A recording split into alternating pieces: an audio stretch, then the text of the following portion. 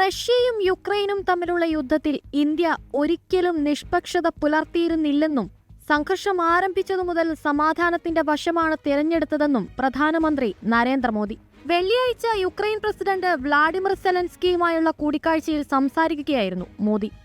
India ഒരിക്കലും നിഷ്പക്ഷമായിരുന്നില്ല, ഞങ്ങൾ എല്ലായ്പ്പോഴും സമാധാനത്തിന്റെ പക്ഷത്തായിരുന്നു. സെലൻസ്കിയുമായുള്ള കൂടിക്കാഴ്ചയിൽ പ്രധാനമന്ത്രി നരേന്ദ്രമോദി പറഞ്ഞു. പ്രസിഡന്റ് വ്ളാഡിമിർ സെലൻസ്കിയുമായി 3 മണിക്കൂർ നീണ്ട കൂടിക്കാഴ്ചയിൽ സമാധാന ശ്രമങ്ങൾക്കുള്ള ഇന്ത്യയുടെ സന്നദ്ധത നരേന്ദ്രമോദി ആവർത്തിച്ചു. സംഘർഷം പരിഹരിക്കുന്നതിനായി ചർച്ചകളിലൂടെയും നയതന്ത്രത്തിലൂടെയും പരസ്പരം ഇടപഴകാൻ യുദ്ധം ചെയ്യുന്ന കക്ഷികളോട് പ്രധാനമന്ത്രി അഭ്യർത്ഥിച്ചു. മാനുഷിക കാഴ്ചപ്പാടിൽ നിന്ന് എന്ത് ആവശ്യമുണ്ടായാലും ഇന്ത്യ എപ്പോഴും നിങ്ങളോടൊപ്പം നിൽക്കുമെന്നും 2 പടി മുന്നിൽ നിൽക്കുമെന്നും ഞാൻ നിങ്ങൾക്ക് ഉറപ്പു നൽകുന്നു, പ്രധാനമന്ത്രി മോദി പറഞ്ഞു. മേഖലയിൽ സമാധാനം പുനഃസ്ഥാപിക്കുന്നതിനുള്ള പ്രക്രിയയിൽ ഇന്ത്യയുടെ തുടർ സഹകരണം യുക്രൈൻ തേടുന്നതായി പ്രസിഡന്റ് വ്ളാഡിമിർ സെലൻസ്കി പറഞ്ഞു. കിഴക്കൻ യുക്രൈനിൽ മോസ്കോയുടെ സൈന്യം മുന്നേറുകയും റഷ്യയിലെ കുർസ്ക് മേഖലയിൽ കൈവ് നുഴഞ്ഞുകയറ്റം ആരംഭിക്കുകയും ചെയ്ത സമയത്താണ് പ്രധാനമന്ത്രി മോദിയും വ്ളാഡിമിർ സെലൻസ്കിയും തമ്മിലുള്ള കൂടിക്കാഴ്ച. ആദ്യമായാണ് ഒരു ഇന്ത്യൻ പ്രധാനമന്ത്രി യുക്രൈൻ സന്ദർശിക്കുന്നത്.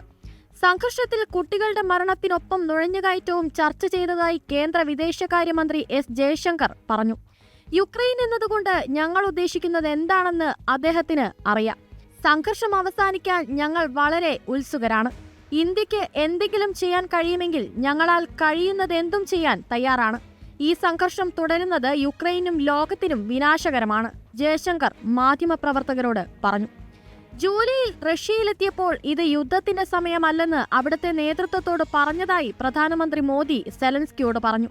റഷ്യൻ പ്രസിഡന്റ് വ്ളാഡിമിർ പുടിനുമായി ഉഭയകക്ഷി ഉച്ചകോടി നടത്താൻ പ്രധാനമന്ത്രി മോസ്കോ സന്ദർശിച്ചിരുന്നു.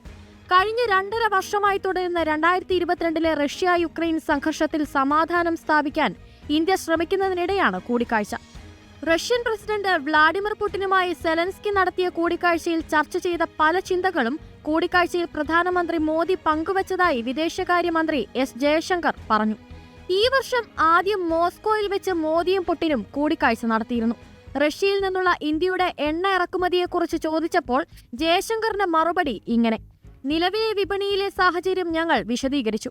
എണ്ണവില സുസ്ഥിരമായി തുടരേണ്ട ആവശ്യകതയുണ്ട്. ഇന്ത്യക്ക് എണ്ണ വിതരണം ചെയ്ത വെനസ്വേല, ഇറാൻ തുടങ്ങിയ വിതരണക്കാർ വെല്ലുവിളികൾ നേരിടുകയാണ്. ഈ ഘടകങ്ങൾ കണക്കിലെടുക്കേണ്ടതുണ്ട്, ജയശങ്കർ പറഞ്ഞു.